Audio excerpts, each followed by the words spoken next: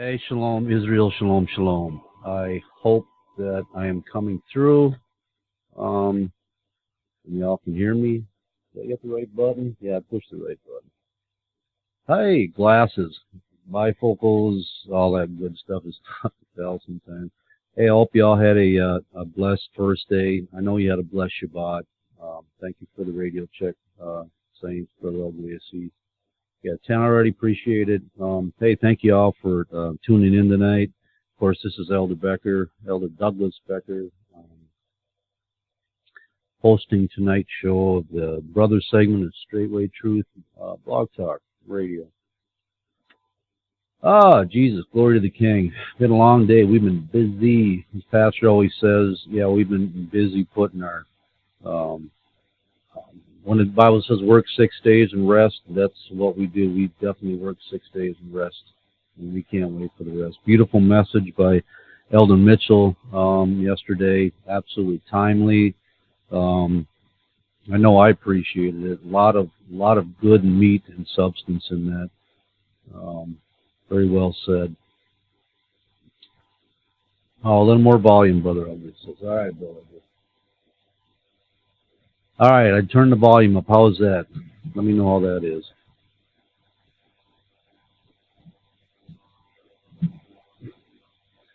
Hope that's better.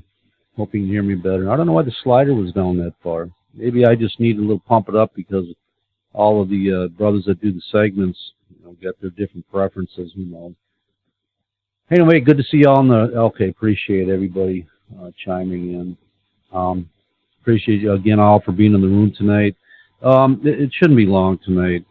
Last week, as you are well aware, I didn't come on Blog Talk Radio simply because I had a tooth extracted that had cracked in half, and it was incredibly painful. And I know there's ways to revitalize the teeth. I mean, Sister Ashley has proven that you can do that if you can live with the pain, but it was getting to the point where it's such a distraction, and because I talked to so many people, it just wasn't working out too well. So I had the tooth pulled, and anyway, when they pulled the tooth, they had problems doing that, and then in doing that, they cracked the tooth behind it, so that was even more pain. Anyway, it's been the last 2-3 weeks of painful experiences. So anyway, I'm back tonight. Glory to the King. I give the Father all the praise and honor and glory for the opportunity to sit before y'all's people.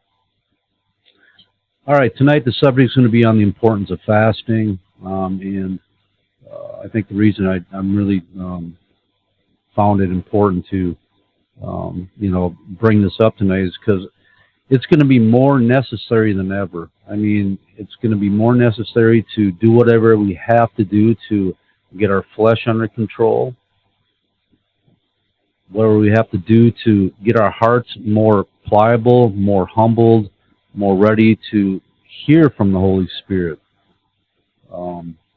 Because we just ain't there yet. We have so many distractions of this life. We have so many, things that constantly are, getting us to turn back to the flesh more than to the spirit, man, because of everything going on. It isn't like back in the time of Yeshua, the time of Daniel, all the men of old, and, when they didn't have the distractions, and they still proved that, that's something you have to just get down and take hold of and do. Glory to the King. Anyway, with that, we're going to get started again. Brother Ugly, appreciate it, as always, for being diligent and keeping the saints informed about the what verses we're using and the definitions. But with that, we're going to get started. Again, it shouldn't be too long, but I hope it brings some kind of impact. All right, the importance of fasting. Prayer coupled with fasting is a way to entreat and petition carefully before Yah for prayers to be heard and answered, to gain His mercy and favor, and to free us from distresses and calamities, those internal and external. Fasting is not pleasant. It is a time of affliction or humbling and mourning. It helps to demonstrate before the Most High that you are truly seeking His intervention, that you truly mean business with the Father. Fasting is bringing the body into subjection. It's crucifying the flesh. It helps keep the flesh down and under greater control. Fasting, many times, is a desperate act. Fasting is instrumental in breaking spiritual bonds and bands. Fasting brings humility and a weakness, enabling us to better hear from the Most High. It helps to place a divide between the flesh and the spirit. Fasting brings and allows greater spiritual clarity and connection with the Father. Fasting brings strength to the spiritual man or the inner man. Fasting weakens the influence of demonic spirits and makes deliverance easier and quicker, breaking the bands of wickedness. Fasting for others who are in need is at the pinnacle of selflessness and love of the brethren. It is denying your own flesh for the sake of others, basically laying your life down. That's the way that you can do this in this life, is fast and pray for somebody else's welfare. It is truly being your brother's keeper. All right, we're going to start out in the book of Psalms, Psalms 109, verses 21 through 26. Psalms 109, 21 through 26. I kind of got this broken up into different categories. This here is seeking the Most High through fasting and prayer in regarding just to the individual, okay? And nobody, I don't think, that has demonstrated a greater, what do you want to say, the testimony to the power of fasting David did, and King David did. So Psalm 109, verse 21. But do thou for me, O Yahweh, thy Elohim, for thy name's sake, because thy mercy is good. Deliver thou me. So we have a petition of deliverance from the enemy. If you read the entirety of 109, at least that section of it, you're going to find out that David was seeking the face of the Most High because of the oppression he was getting from his enemies. Today we don't really deal with that kind of oppression physically, though we have our haters, those that speak evil about us. Jesus already said that that's going to be a fact, and it's just part of what we expect living in holiness and righteousness, because the devil hates it. But it's deliverance from also spiritual enemies, from demonic spirits, that sort of thing, and from evil men who desire injury and destruction of your whole being. So that's what David was actually petitioning Yah about, the enemies that were coming against him. For I am poor and needy. So what he's doing, he's defining his state. He's petitioning to Yah, his condition. He's setting up before the Most High the reason he's bringing this prayer to him, because he's got a situation going on. For I am poor and needy, and my heart is wounded within me. I am gone like the shadow. So something happened to David that actually caused some pain in the heart, a wounded spirit. And he's crying out to be delivered from the reason for this being wounded, and for putting himself in the state of being poor and needy, or he is weak and Yah is strong.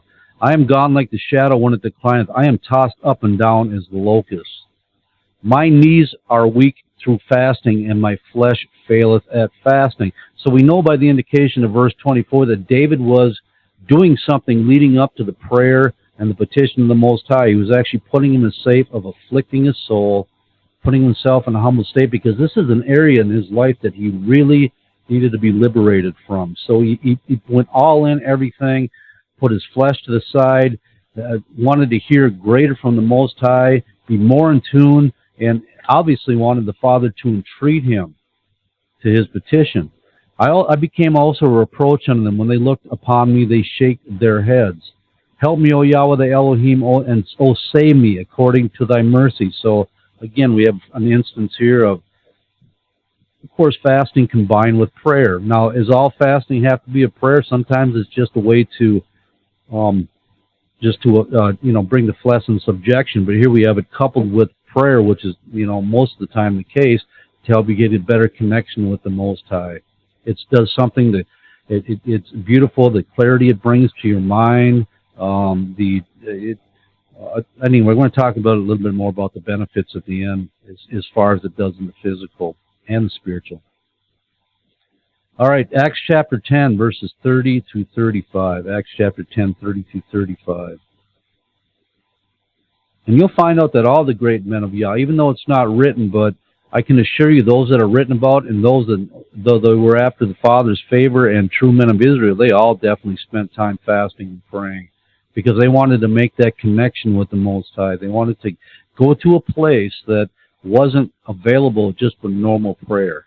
They had to add to it so they could make themselves weaker, so he could have more strength and they could hear him more clearly.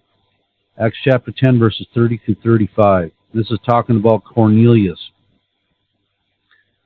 Remember, he was the Italian band. He wasn't of the nation of Israel, but yet he was implementing the things that it was necessary to reach the Yah of the Hebrews. And Cornelius said, 4 days ago I was fasting until this hour.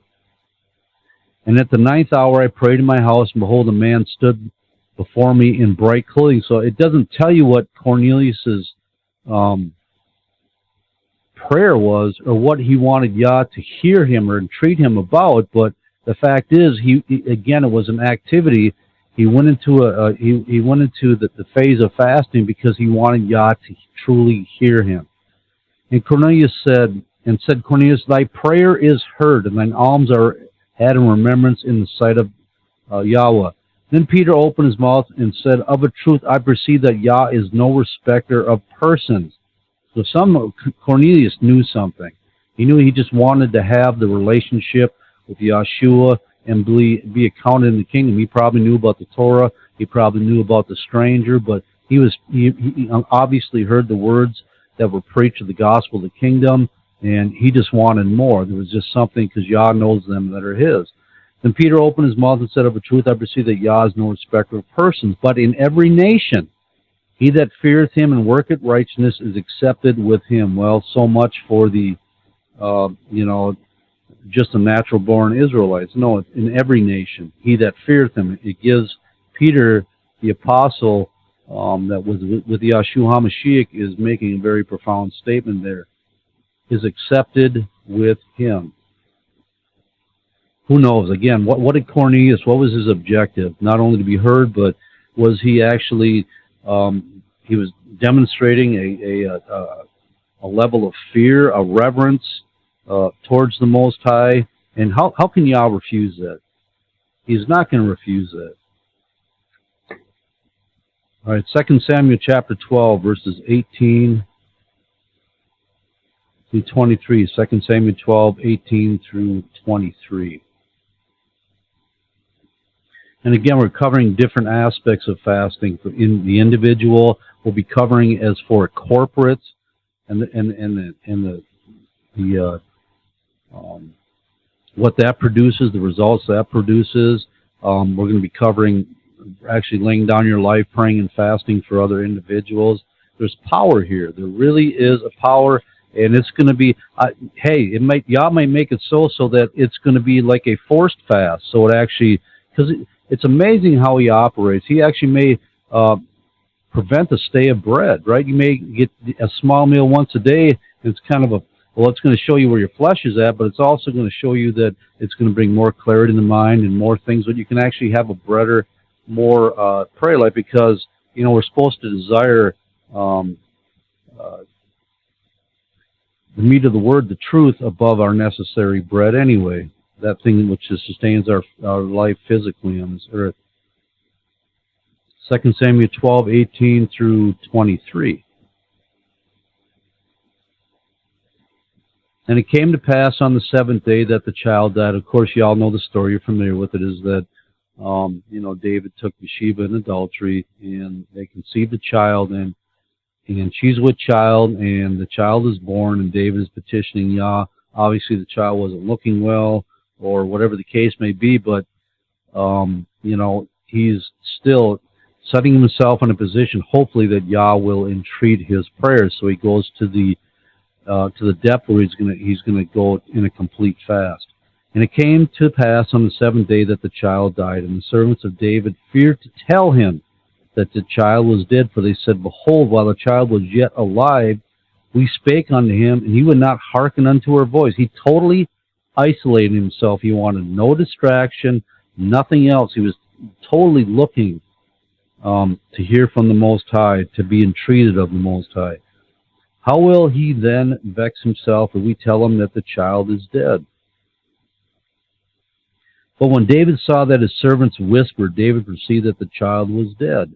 Therefore David said unto his servants, Is the child dead? And they said, He is dead. Let me get my pages here. And David arose from the earth and washed and anointed himself and changed his apparel and came into the house of Yahweh and worshiped. Then he came to his own house, and when he required, they set bread before him, and he did eat. Then said his servants unto him, okay, so they're questioning, what in the world is going on here?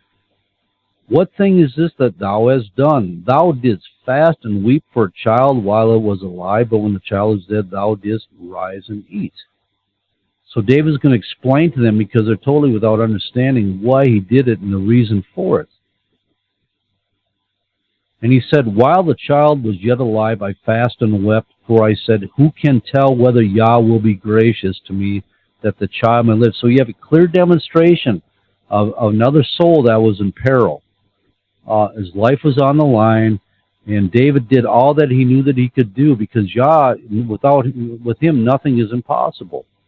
There's nothing too hard for him. David knows this. He knows the testimony of the greatness of the Most High. So David's going to pull out all the stops, seek Yah with all his faith, afflict his flesh, and get into prayer, get into his prayer closet, and go as deep as he can with the Most High, in cries and utterance and in mournings, in anguish, and hoping that he'll be entreated of the Most High.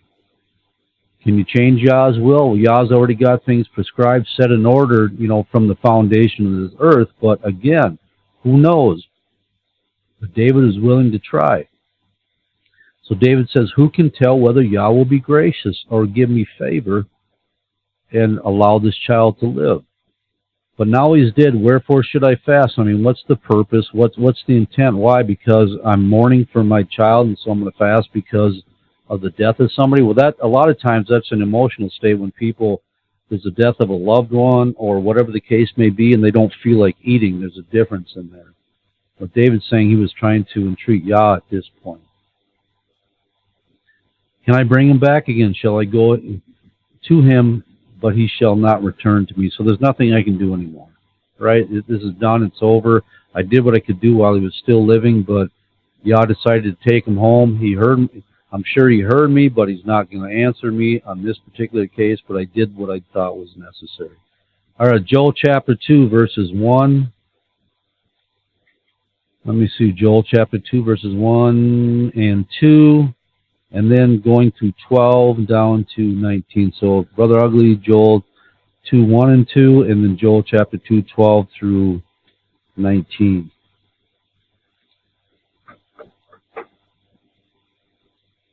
All right, glory to the King. All right, the prophet Joel says, Blow ye a trumpet in Zion and sound an alarm in my holy mountain. Let all the inhabitants of the land tremble. The day of Yahweh is cometh, for it is nigh on hand. So Joel is making a declaration. Yah is speaking through Joel. He's making a declaration that this, of course, is for this time, that the day of Yahshua is coming. It is nigh on hand, and he's trying to get the mind of the people prepared. So Yah is speaking through him. He's going to send a message to the people. This is what I need for you to do. This is the thing that you need to pay attention to, so you can get ready when this day actually gets here. Don't wait till it comes. It's too late. But be wise, like the 5 wise. I'm giving you prescribed instructions ahead of time, and I'm telling you what you need to do. And he goes on to say, this is going to be a day of darkness and gloominess, describing for the people what they're about to enter into, what they need to prepare their hearts and minds for.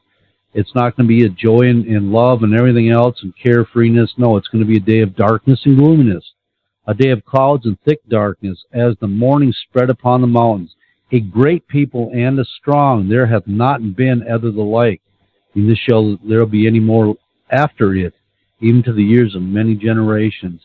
So it was a time to really search ourselves and prepare for the coming of the King. So he goes on to say, this is what you need to do to get yourself ready for this time period, for this day.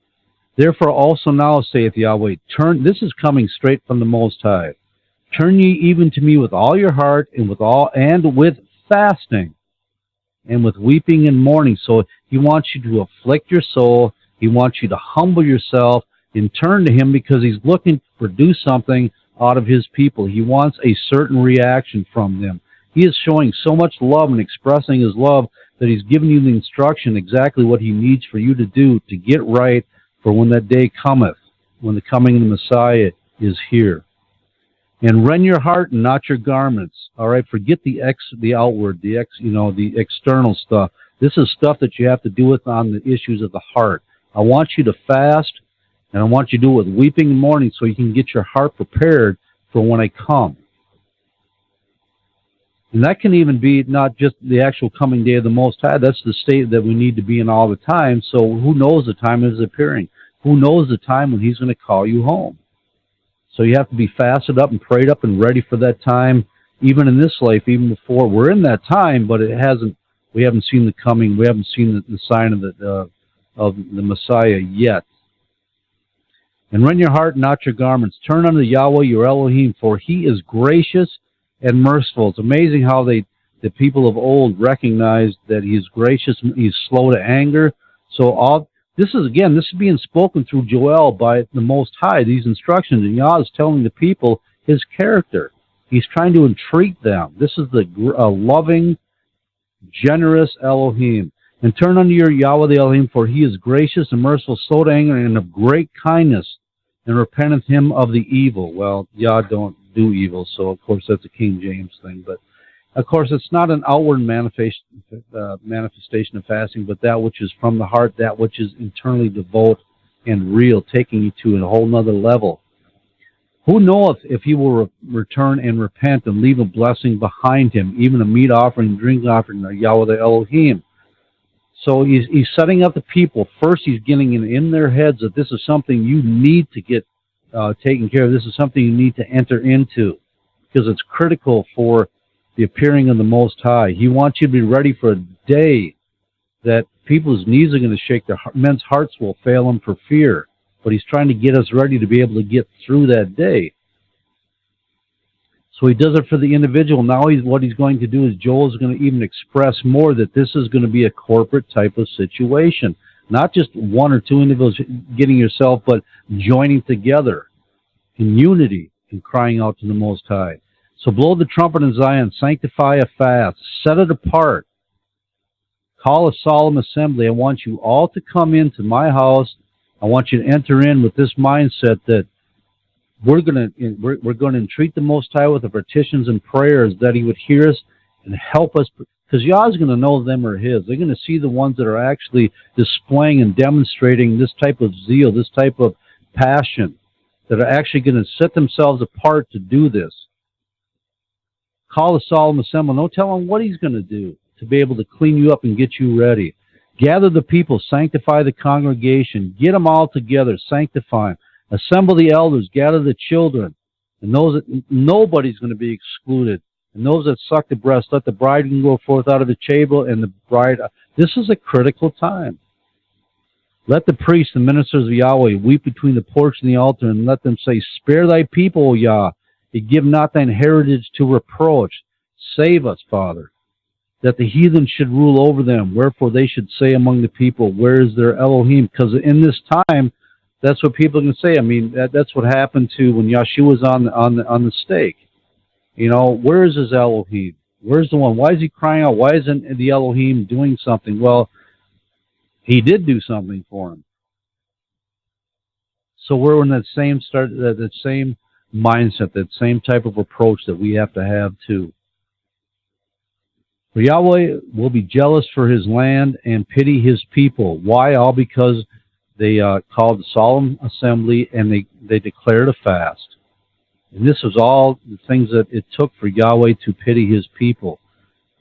And you may have to do it for somebody else, because other people are just not going to get willing to commit themselves to actually making this sacrifice of their own flesh. Yea, the Most High will answer and say unto his people, If all these things are done, this is what the answer of Yah. Behold, I will send you corn and wine, and all these things that refresh the soul, refresh the flesh. But they have to go something to get there to be replenished, right? They have to be willing to step aside themselves and sacrifice themselves on the inner man. And you should be satisfied therewith, and will no more make you a reproach among the heathen. All this deliverance is coming simply because these people are going to humble themselves and seek Yah's face. All right, Nehemiah chapter 1, verses 1 through 7. Nehemiah 1, 1 through 7.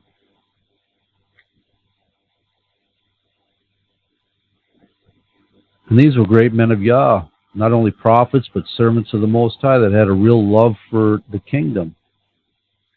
The words of Nehemiah, the son of Hakaliah. And it came to pass in the month of Chesleu, in the 20th year, as I was in Shushan the palace, that Hananiah, one of my brethren, came, he and certain men of Judah, and asked them concerning the Yehudim that had escaped, which were left of the captivity, concerning Jerusalem. So we have Nehemiah, one of his brothers, asking what the situation was in Jerusalem. And they said unto me, the remnant they are left of the captivity there in the province are in great affliction and reproach. The wall of Jerusalem is also broken down, and gates thereof are burned with fire. So they're giving a report of what they see, the destruction that just took place. You know, they had the Babylonian captivity that came in there and overtook the city, and then you're going on to the Medes and Persians. So, you know, Jerusalem just raked over the coals, basically, right? Verse 4, and it came to pass when I heard these words that I sat down and wept and mourned certain days and fasted and prayed before the Yah of Elohim. So the minute that Nehemiah heard these words, he went into action. He knew exactly what he had to do to hopefully get the ear of the Most High. So he fasted, and then he coupled that with prayer, and he did that certain days or many days, not just one here and there. He really wanted to entreat the Most High because he was grieved for what had just happened to Yah's holy city. And he said, I beseech thee, O Yahweh, the Elohim of heaven, and the great and terrible Yah, that keepeth covenant mercy from them, for them that love him and observe his commandments. Let thine ear now be attentive, and thine eyes open, that thou Jesus, help me, that thou mayest hear the prayer of thy servant. So he has a hope. Nehemiah, it is an assured thing. But he's going to this extent, hopefully, that Yah will entreat him about what he's trying to say. Which I pray before thee now, not just happenstance, not just, 5 minutes, but day and night. This is a real solid, I really want you to hear me, Yah. I have a petition. I need you to help me. For the children of Israel, thy servants, confess the sins of the children of Israel, which have sinned against thee. Both I and my father's house have sinned. So Nehemiah wasn't ignorant to the fact that why all this was happening in Israel and to the people, because they were in a state of transgression. So now he's not only repenting for himself, but also for the condition of the people. We have dealt very corruptly against thee, and have not kept the commandments nor the statutes. He's admitting fault. What else can you do? I mean, make it look like that it's, it just happened to you out of nowhere. No, there was a reason all this was happening. He could obviously recognize this. Well, the judgments thou commandest thy servant Moshe. All right, we're going to go ahead and take a break, and because we're at the bottom of the hour, and we will be right back.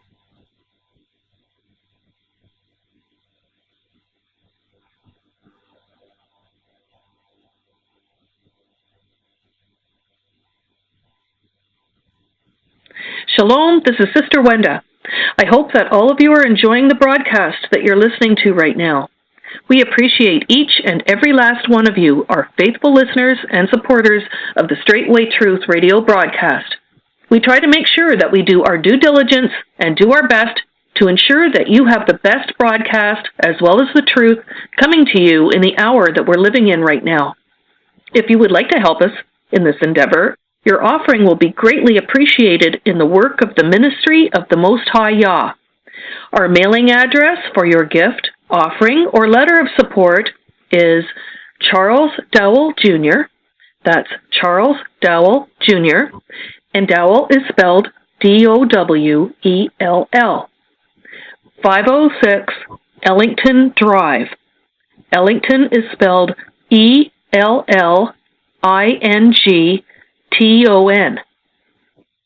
P.O. Box 32, Lafayette, Tennessee, and Lafayette is spelled Lafayette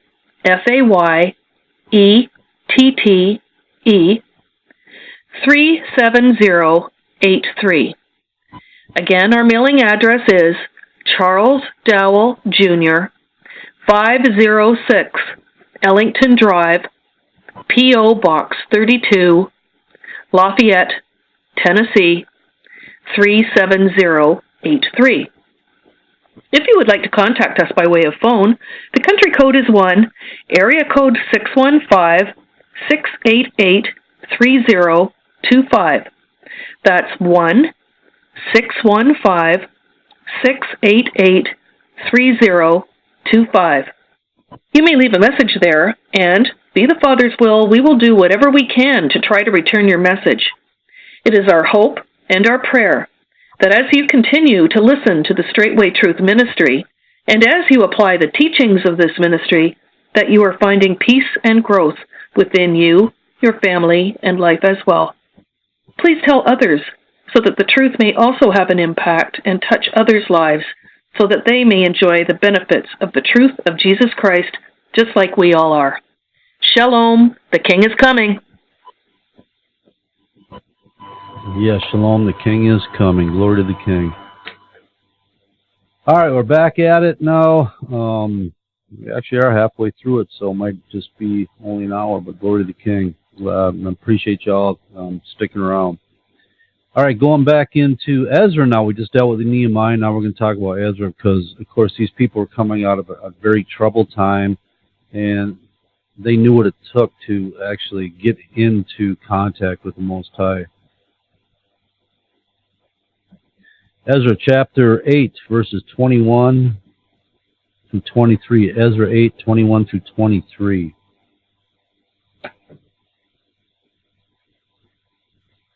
And of course, those that everybody knows that the time of Ezra and Nehemiah were joined together. I mean, Ezra was the priest, the high priest in that time, and then Nehemiah, of course, he was worked in the palace of the king, but they both had a real love for Israel and for the people and for the Elohim, for Yahweh Elohim, of course. All right, Ezra 8:21. Then I proclaimed a fast there at the river Ahava, that we might afflict or humble ourselves before our Elohim, to seek of him a right way for us and for our little ones and for all our substance. So we have the situation that Ezra needs true direction. We really need to know what needs to take place next, because they're going to make a journey to the city of Jerusalem and see what they can do to get the holy city back up and rebuilt again, because this is Yah's holy city that is called by his name. So before he's making any action, before he's making any steps, he wants to know exactly what Yah would have them to do. He wants to know what the will of the Most High is. So he just doesn't get it out there in prayer. He actually does something even greater extent. He adds fasting to that so they can get a clear communication with the Most High and hopefully be entreated of him. And not only for him, but he's making it for everybody. He says it clearly that to seek of him, Yahweh, a right way for us, including everybody, and for our little ones, all the people. Because that is a very fearful place to be in, that type of leadership position. You want to make sure that when you're dealing with Yah's people that you're leading them as Yah would have them to go. Verse 22, for I was ashamed to require of the king a band of soldiers and horsemen to help us against the enemy in the way, because we had spoken unto the king, saying, the hand of our Elohim is upon all them for good that seek him, but his power and his wrath is against all them forsake him. So they had already boasted of the mightiness of the Most High. And all of a sudden they're having this like, oh, what's going on here? Well, we just want to make sure that what we had just committed to in our words actually comes to pass, So they're like, okay, we're going to make sure this happens, right? So we fasted and besought our Elohim for this, and he was entreated of us. So he actually heard them. And he was entreated and provided for them the direction that they needed to go. Basically, I was going to read through Esther, but there's so much in there. But I'll just recount the story again. They had a situation there that what was his name? Haman actually come to hate the Yehudim that were in the land and under the rule of the king there, and he was seeking to destroy him. Of course, this is Satan again. And what they did is, of course, Esther was going to go to the king and petition him, but you just don't show up because it might be the death sentence, right? So, and before she just presumptuously just went and approached the leadership, you know, her uncle Mordecai said, "I'll this is what we need to do. We need to,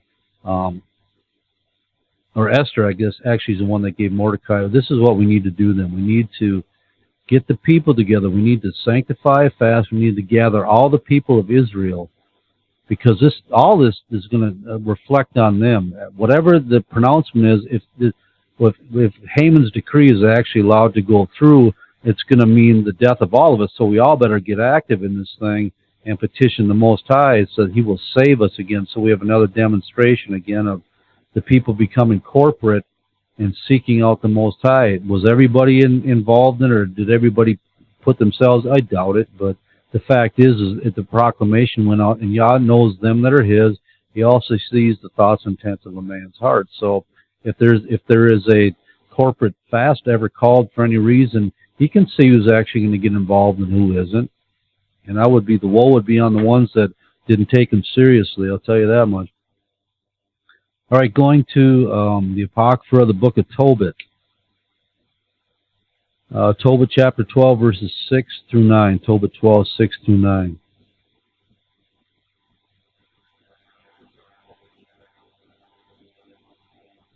Then he said to them secretly, "Blessed the Yah of heaven, give glory to Him in the sight of all that live, because He has shown His mercy to you." And we should give glory, we should give thanks, we should give praise every day. What was I dealing with some of the other day? And it was, I believe it was a young man, but at the end of the conversation, it was, the only thing that came into my head is ungrateful, unthankful, unholy people. He said he himself was part of Israel. People had bent over backwards for this young man, but yet he had the gall to treat him like that. Boy, I'll tell you what, you want to get me upset, and whew, boy. That one upset me. Anyway. Then he said to them secretly, "Blessed the Yah of heaven, give glory to Him in the sight of all that live, because He has shown His mercy to you. For it is good to hide the secret of a king, to reveal and confess the works of the Almighty." Prayer is good with, so Tobit is telling you what prayer is good, but he's trying to combine it there to bring more of an impact, why it is so critical, why it is so important, why is it good. When it's combined with fasting and alms, more than to lay up treasures of gold. This is the stuff that really, it's not the wealth of this world, it's not the material things of this world. The only thing that can really reach the Most High and is prayer is good, but it's even better with fasting and alms. For alms delivereth from death, and the same is that which purgeth away sins and maketh them find mercy and life everlasting. All right, we're going to talk a little about fasting and prayer for others. Entering into a fast while praying for others so you can bring a deeper, greater impact. Hopefully that Yah would be entreated of the prayer by the afflicting or humbling of our souls. It actually comes down to the love of the brethren. It really does. It shows you, it'll tell you where your heart is at. And I understand we have busy lives. We have a lot of stuff in front of us. We have a tremendous amount of distractions. But again, it's that private time in your prayer closet that Yah sees that's going to reward you openly. Though you're doing it in secret, like Yeshua said, He's going to reward you openly, because your intent in that time in your prayer closet in lifting up somebody combined with fasting, because you could see that they're going through a trial, you're going through an affliction, going through whatever the case may be.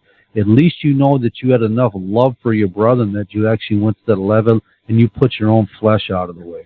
You afflicted your own self. You've made the sacrifice from, because in food it brings comfort, just like all the stuff of the flesh. But again, it's the rejection of the flesh, or bringing in subjection so you can benefit somebody else, is the stuff That's the poor and needy that Yah is looking out to, those that are having issues in this life. Psalms 35, verses 12 through 14. Psalm 35, 12 through 14. Now this is again a prayer of David, and of course, go back and read the whole thing in context, but just to break down a paraphrase, he was dealing with people that he found out later on that he was actually extending himself. I mean, he really went to the extent for these people because he believed that they had a love for him. They believed that they were important in Yah's kingdom. Whatever, it doesn't say who these people were, but he finds out later that these people were actually his enemies. So he recounts this in his prayer before the Most High. Psalm 35, verses 12 through 14. And they rewarded me evil for good to the spoil. You talk about turning on your brother. I mean, anyway, they didn't know that he was actually doing for this, but what a kick in the rear end.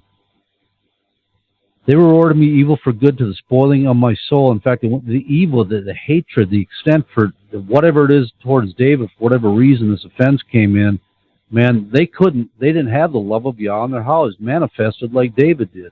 But as for me, when they were sick, all right, when David saw their position, when they were weak, when they were afflicted, I just didn't idly sit by and just watch him go through this. He said, my clothing was sackcloth.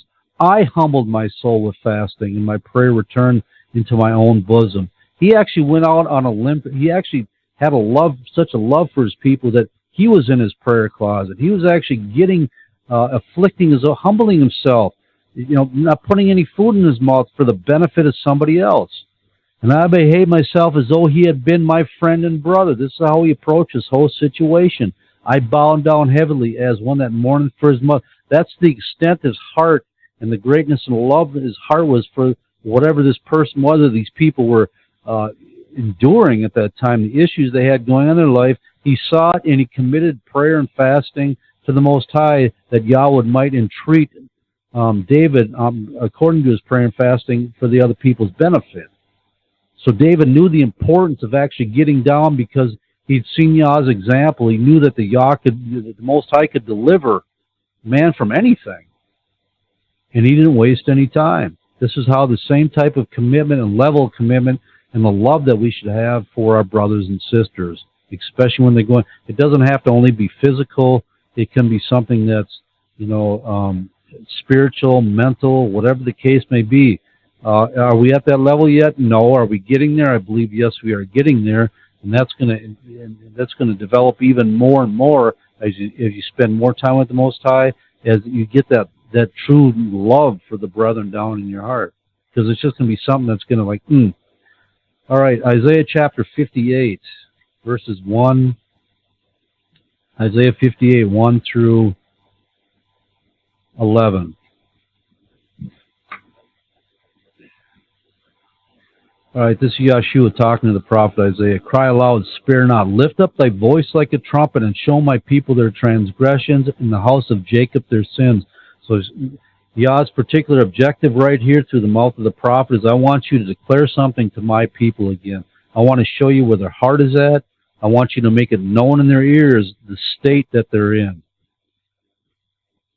And this is, Yah's going to recount, and he's going to use the prophet Isaiah to tell the people what they're doing, putting on a show outwardly, what they're doing, but Yah already shows the thoughts and intents of their hearts, and he's going to correct them in this behavior. Yet they seek me daily and delight to know my ways. So they're actually putting on basically a play. They're putting on an act that they're out there every day doing whatever they're doing, but it's a half-hearted, half-assed measure, right? It's an outward appearance of things to be seen of men, and they're pretending they want to know my ways. As a nation that did righteousness and forsook not the ordinance of the Most High. So they're actually putting it out there like, they truly are right. They're truly not in a wicked way. They're pretending that this is the case right now, that our hearts are right, that we haven't forgot or gone away from the commandments and statutes and the ordinance of the Most High. They're pretending. But Yah's not going to be fooled. We all know that. They ask of me the ordinance of justice. They take delight in approaching to Yah. Approaching to the Most High in an attitude and a fashion as though all is well and good, and they are in good standing with the Most High, being deceived of them own selves, attempting to demonstrate and show others around them how holy and righteous they believe themselves to be, all the while falling under the delusion that their ways and self-righteousness is to be recognized and approved of the Most High, and He's not going to have none of it. Verse 3, Wherefore have we fast and say, Jesus, let me try this again. Wherefore have we fasted, say they, and thou seest not? Wherefore have we afflicted our soul, and thou takest no knowledge? Behold, in the day of your fast you find pleasure and exact all your labors. Behold, you fast for strife and debate. You smite with the fist of wickedness. You shall not fast as you do this day, to make your voice to be heard on high. So Yah's not buying none of it. This type of fasting is nothing more than eye candy and window dressing, this approaching to the Most High, this outward appearance. It is not done to alleviate and lessen the burden of anyone else. It is actually tempting Yah with lies and falsehoods, tempting Yah to approve of the way of flesh and sin. It is veiled self-righteousness. It is self-justification. It is bearing false witness against the Most High. This was a delusion these people were actually on. They were going through the motion and believing that Yah should be accepting of their type of affliction, their type of humbling themselves, their type of reaching out to Him. But He wasn't buying none of it, because He knew it wasn't from the heart. It was just there to, what do they call it, to appease Him. But Yahweh, again, wasn't having. He knows those that are genuinely enter into this state, in this condition, in this frame of mind. He's not going to be fooled. We all know that. All right, verse 5. Well, okay, verse 4 again, but He told them straight out what they were doing. I mean, He didn't leave it uncovered. He made it clear to them, this is how you're approaching me. This is how you think you're going to fast and afflict your soul and make it work for me. But that's not the case. I'm going to tell you what you're doing, and you're a bunch of liars. Verse 5, Is it such a fast that I have chosen, a day for a man to afflict his soul? Is it to bow down his head as a bulrush and to spread sackcloth and ashes under him? Wilt thou call this fast an acceptable day to Yahweh? Is it such a fast as He had chosen? That's the question He's asking. This is Yah through the prophet telling the people as to say to them, is this something that I would sanction and approve of? This form and fashion of fasting is not of Yah, in a way of which Yahweh does not approve or look favorably on. So He's putting it back on the people. I don't accept this. This is a bunch of crap. Do you think this stuff is satisfactory to me? No, this is a bunch of foolishness. This is all this is. And He's going to go on and tell you, this is the fast that I have chosen. This is the reason this type of fasting combined with prayer is the thing that's actually going to be pleasing to me, that I will hear the prayers, that I will actually produce and give you results based on the prayers that you're sending up, because it's coupled with true afflicting and humbling in the soul and true love for the brethren. So he goes on in verse 6, Is this not the fast that I have chosen? I'm going to tell you, this is the kind of fast that I find acceptable. This is the type to loose the bands of wickedness, to undo the heavy burdens, and to let the oppressed go free, and that you break every yoke. Okay, the fast which He chosen, again, the question mark. This type of fast is the one that He actually sanctifies and approves of. The one that loose the bands of wickedness, undo the heavy burdens, and let the oppressed go free. This is what He's looking for, and you have to get to another level of prayer, and it's going to take fasting to get here, but this shows a true love and care and consideration for your brethren. The fast which I have chosen. Now Yah, through the mouth of the prophet, is telling the people that this is the way of fasting that gets my approval and my attention. Fasting which produces good fruit. Fasting which tends to a state of humility and a place of submission before Yahweh. Fastings which help us to look on the needs of others and to seek Yah on behalf of their life struggles. This fasting is fasting which Yah points and looks upon favorably.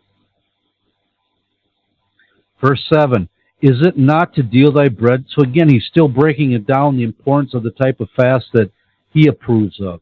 This is all the fruit, this is the result of what you're going to see in this type of prayer combined with this at this level of fasting. Is it not to deal thy bread to the hungry, or esteeming another above thyself to the point where the hungry eat and you don't? Is it not? I mean, that's the ultimate sacrifice, right? Esteeming somebody else above your own sake. That thou bring the poor that are cast out into thy house. So Yah's got his eyes on the poor and needy, and he's looking for somebody else in a better condition to actually help them, to be a benefit to them. When thou seest the nakedness, that thou cover him, and that thou hide not thyself from thy own flesh. Now when he's talking about, again, a question, that thou hide not thyself from thy own flesh. Okay, well that actually means this, you're actually forsaking your neighbor or your kin, those that are your fellow Israelites, ignoring their plights and their afflictions of your fellow Israelites and wrapping yourself inside your own comfortable world, turning a blind eye to the needs of your brethren. So after that, he goes on to say that if you meet the conditions of this fast, if you're truly passionate, if your heart has a true love and desire for your fellow brethren, for my people Israel, for those that are called by my name, this is what's going to benefit you. You're going to see the result of of what you sacrificed. And he's going to go on to tell you in these next few verses the benefit from doing that. Not that we're looking for any benefit, but other than the freedom and deliverance of our brothers and sisters, but he's going to tell you, he said, then shall thy light break forth as the morning, and then thine health shall spring forth speedily. Oh boy, so if you're in a condition, you're afflicted, you have some issues in your body, but you can take yourself to a point of fasting and prayer, he's actually promising health here. There's going to be a health benefits to doing this. And he may actually be healed just by going out there for somebody that's praying for their affliction to be healed. You may be healed yourself. And thy righteousness shall go before thee, because that which is done in secret shall be rewarded openly. And the glory of Yahweh shall be thy reward. Then shalt thou call, and Yahweh shall answer. Thou shalt cry. When is he going to do all this stuff? When are you going to call and he's going to answer? When are you going to cry and he shall say, here am I? Is when you actually have a true, heartfelt love for your brother combined with prayer and fasting, afflicting yourself on the benefit of somebody else. If thou take away the midst of thee, the yoke, the putting forth the finger and speaking, you get rid of all these wicked, foul ways, and do as I told you how to really fast. And if thou draw out thy soul to the hungry, actually be something, your love and your eyes should be toward your brother, and satisfy the afflicted soul. How do you do that? Again, by fasting and prayer. Then shall thy light rise in obscurity, and thy darkness be as all you're going to be revealed for all people to see. You're going to get your reward openly for the benefit you were doing behind the scenes. And it takes a huge sacrifice to actually, and I've been there and done that. I'm not bragging, but I have been for somebody else's souls before, and souls, to the point of praying, fasting, crying out with a true anguish, and I saw Yah deliver them. Hallelujah. And if thou, draw out thy soul long to fast and afflict one's soul for the benefit of others. We covered that. These are some of my notes, so I don't forget. To reach down to the uttermost parts of the inner being and pour out yourselves, petitions and prayers of help and aid to those who are struggling. And of course, the more you that are joined together in corporate prayer, if you see somebody in a way and afflicted and they need some help and Satan's got them in the snare, man, call your brother, call your sister. Hey, look, there's a situation going on here with so-and-so brother, so-and-so sister, so-and-so. Of course, definitely keep that always in mind for the pastors and the elders, those that have to make the decisions in Israel. But that's the time to say, come on, let's enter into a fast together in prayer and afflicting on souls, and perhaps Yahweh being treated to us and help deliver our brother or sister. That's the level that we're going to have to get to as we get closer to the end. And even now we should be putting that into practice. The benefits outweigh anything else. I mean, you're not going to starve to death. You're not going to drop over. You're going to feel weak. Some people do, some don't. I can tell you this much. When Yah really puts me on a fast, I mean, not too long ago, he had me on a 3-day fast, joined with somebody else on behalf of somebody else. He actually put it in my spirit to do, right? And I really didn't feel the hunger. I didn't have any problem with it at all. And It was beautiful. I mean, it didn't, and so I could tell you, you have the other fast where you just do it to, afflict yourselves, get close to Yah, but also to, bring the flesh in subjection, which is all good. Try eating one meal a day instead of two, or the Americans eat three, right? As the Western diet is. Even that, anything that little bit that you can do to whatever to not only spiritually, resist the thoughts and whatever else, but physically to also bring and listen to it kick. I mean, everybody knows that how badly the flesh fights against fasting. That's because it's important. All right, verse 11. And Yahweh shall guide thee continually. This is all because of the benefit for somebody else. And satisfy thy soul and draw it and make fat thy bones. And thou shalt be like a water guard, and like a spring of water whose waters fail not. You want to really seek Yah's pleasure and his favor, man, this is what you need to do. And he said he guaranteed you can hold him to his word, accountable to his word, because this is what he said it would do. And why will Yahweh do these things for you? To satisfy your soul, to keep you fed in times of trouble and famine. That's what we're coming into. Because your heart was towards those who were in need of divine help and intervention. Because your hearts were looking on the needs of others more than your own selves. To the point you're, again, laying down your life for your brother.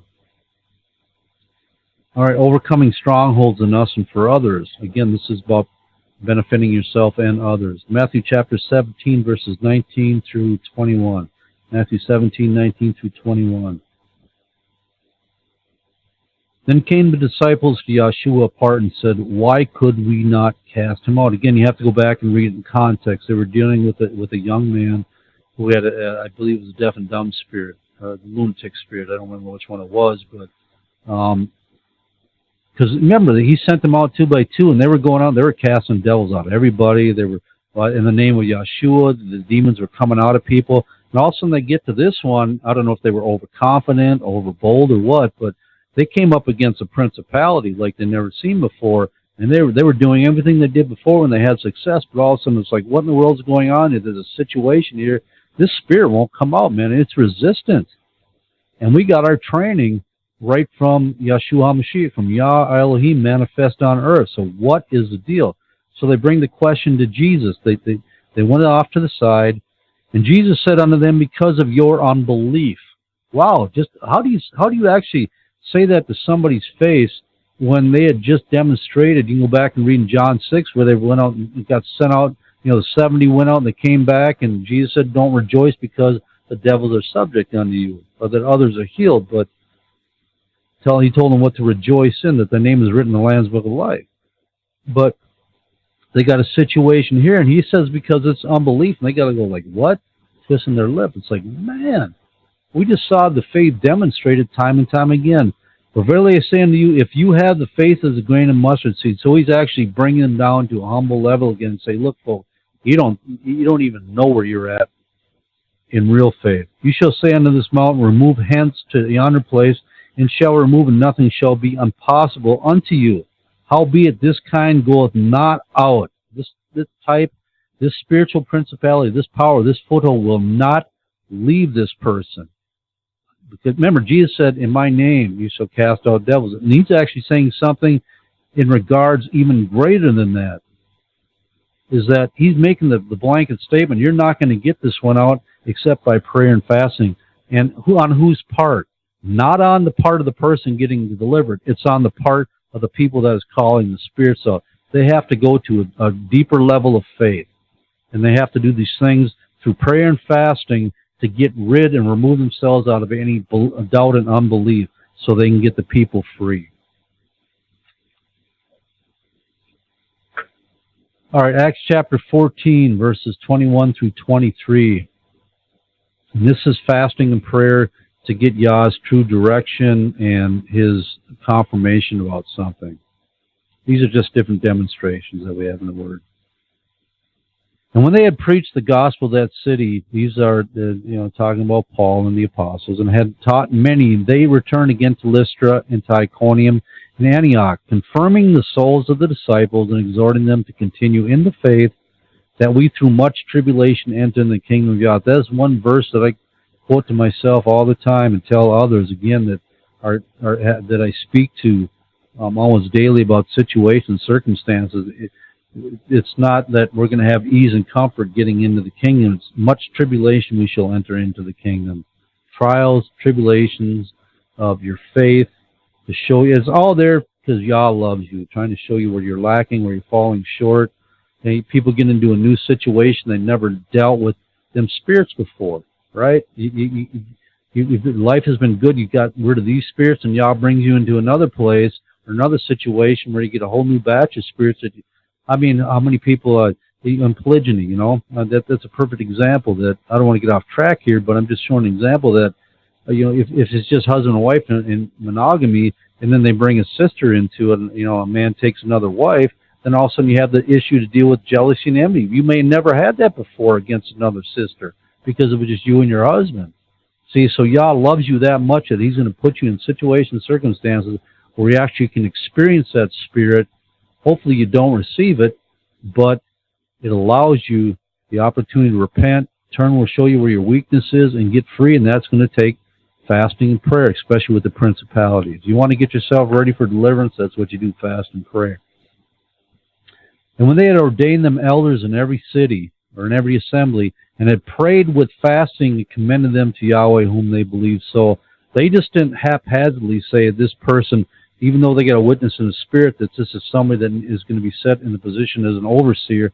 They actually prayed and fasted, and then they commended on the Lord. Or they, as the word commended means, is that they committed them to the Most High, right? They did something to make sure that they were totally right in the direction they were going to ordain this certain person, because you don't want to put the wrong people over Yah's people. Of course, you already know what's going to happen there. It's going to be another Diotrephes type of situation. All right, fasting and prayer between husband and wife, and we're almost through. 1 Corinthians chapter 7, verses 3 through 5, and this is out of the Lamsa Peshitta version. I don't know if you have that, Brother Ugly, but that's what it's out of. Let the husband give to his wife the love which he owes her, and also, likewise also the wife to her husband. And of course, the King James is talking do benevolence. So it's talking about sexual exchange. The wife has no authority over her body to shut out the husband, but her husband, and likewise also the husband has no authority over his body but his wife. They can't exclude each other. Therefore, do not deprive one another except when both of you consent to do so, especially at the time when you devote yourselves to fasting and prayer, and then come together again, that so Satan may not tempt you because of your physical passion. So what Paul is saying is that there's going to be a time that is to be established and reckoned to fast and pray for whatever situation is going on between the husband and wife. Look, Satan's in the midst. There's trouble coming together here. We got to do something about this, right? And at this time, the implication is there's not going to be any sex going on because you're setting yourself apart in a solitary place, joined together in agreement out of the mouth of two or more. You let every word be established, so they're bringing back the rule and order of the Scripture. Fast and pray about whatever situation might need a deeper seeking out of the Most High, so they can get a solution to whatever's going on. And it looks as though Paul is also instructing the husband and wife team not to go on to great long fast, as the temptation to engage in sexual activity may become very strong during an extended time of separation. So this is a time to even exclude in fleshly pleasures and enjoyment of each other, to actually seek Yah, to get a resolution, whatever. So that's actually strengthens the house, brings it back into order. All right. Psalm chapter 35, verses 11. Where in the world did that come from? That shouldn't even be there. Forget that. Matthew chapter 6, verses 16 through 18. Matthew chapter 6, 16 through 18. I don't know where I get that. I must have, I don't know. Sometimes when you copy and paste, that's what happens. But Matthew 6, 16 through 18.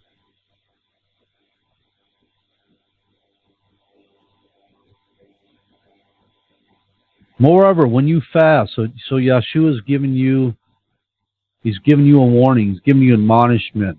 This is going back to these same people in Isaiah 58 that had the outward appearance, but Yah already knew what was their heart was. They were under the strong delusion of their own self. Moreover, when you fast, be not as the hypocrites of sad countenance, for they disfigure their faces, that they may appear unto men to fast. Because people that were regarded to do much fasting and afflicting the souls were looked on as people that really truly had a love in the Most High, right? That they were really in Yah's favorite, they were really devout to the Most High and to His kingdom. But Jesus is telling them that this ain't the case. Verily I say unto you, they have the reward. They shall get it. They're going to get it from the Most High. They're not going to receive any of the benefits of the true fasting like it talked about in Isaiah 58. But thou, when thou fastest, anoint thy head and wash. You know, it was that important that Jesus actually had to address this, because fasting is that type of power. It has that type of greater level of spirituality, and Jesus actually addressed this, right? He could have left it go and said nothing, but he brought this out for all of our learning and admonition. But when thou fastest, anoint thine hand and wash thy face, that thou appear not unto men to fast, but unto Yahweh the Elohim which is in secret, that thy Father which seeth in secret shall reward thee openly. And I understand that in this dispensation of time, especially when you come into a community environment, like here we eat twice together, right? And a lot of times, you know, when we're down there and you don't go up and get a plate, people may or may not know that you're fasting. You may just be skipping a meal because you want to lose weight. They don't know, but it's still a secret thing, so don't let it trouble you. We've actually, because the reason that we all come together in the dining hall is so that we can see each other, be around each other. You know, pastor can gauge people's spirits or detect anything that might be going on. So, don't let this have Satan put a block in your mind and say, man, I got to run away and, I can't show up for meals or whatever because I'm fasting or whatever. Just don't, you're just not hungry, you're just not eating. Nobody has to know. You don't have to say anything. People are wise enough to know you may have something going on. Acts chapter 13. Now let me see.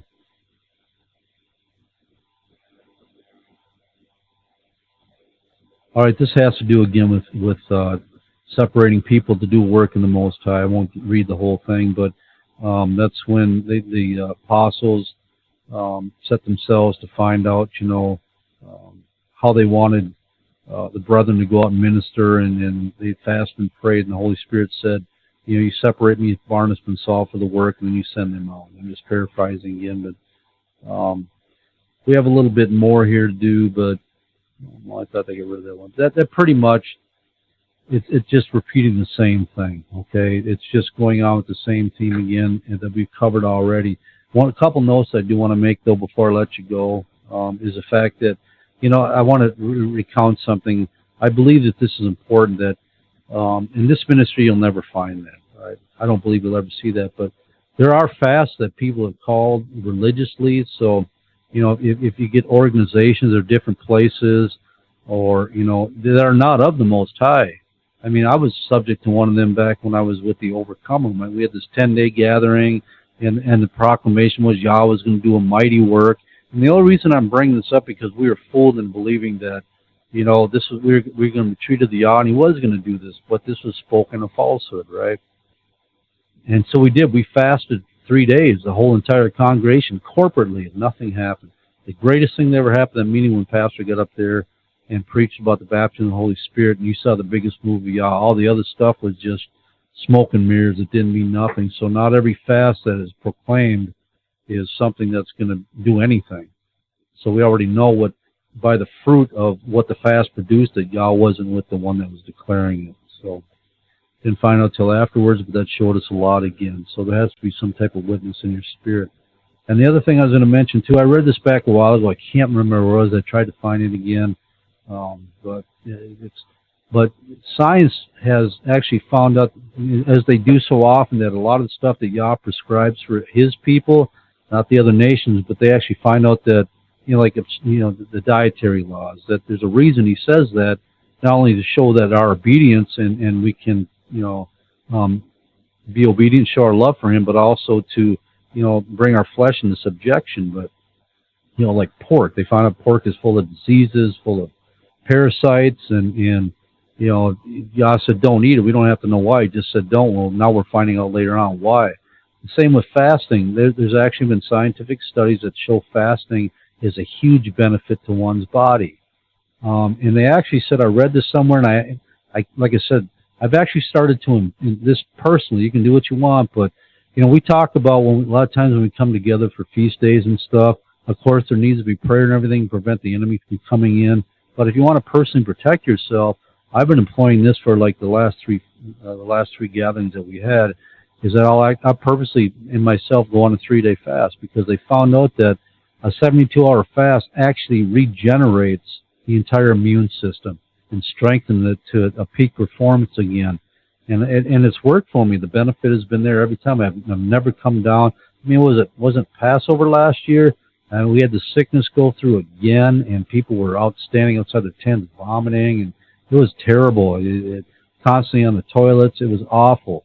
And but I tried to fast longer. That's my own personal preference. But I committed to a 3-day fast, and I never had none of the symptoms. Right.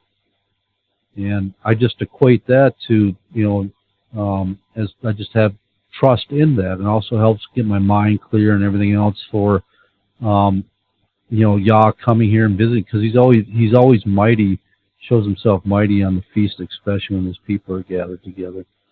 But anyway, that is the conclusion of tonight's blog talk. I really hope that you enjoyed it and took something out of it. My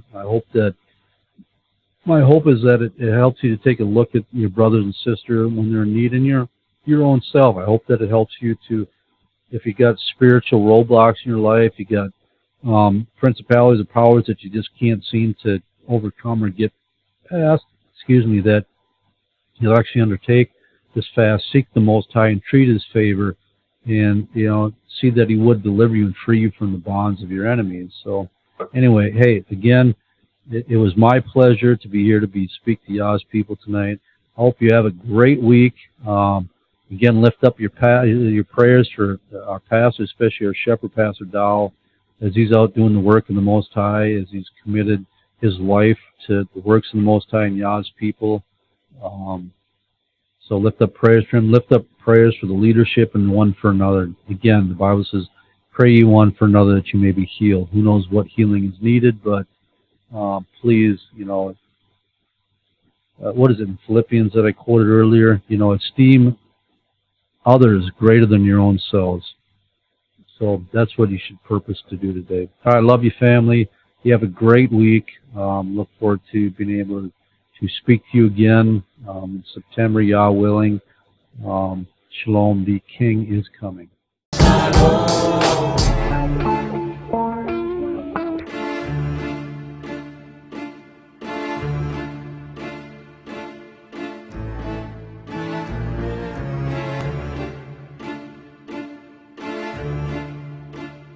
Uh-oh, look at him looking.